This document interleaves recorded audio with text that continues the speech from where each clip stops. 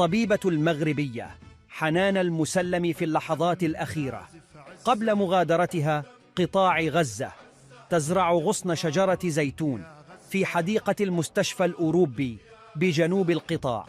أرادت أن تقول مع زملائها أن أيادي عربية شقيقة مرت من هنا تعتز بصمود أهل غزة وبصبرهم، بل وتشاركهم التصميم على إكمال المشوار.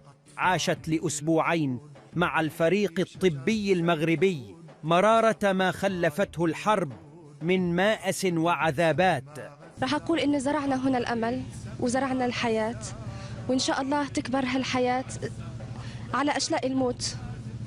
في دائما حياة، مثل ما يقول الشاعر: كل سنبلة تجف ستملأ الوادي سنابل. بمشاعر الامتنان ودع أفراد الطاقم المغربي من شركاء المهنة والهم من الأطباء الفلسطينيين، لكن هناك من أثر البقاء لاستكمال المسيرة. الجراح المغربي يوسف أبو عبد الله يقتنع أن مهمته لم تنتهي بعد.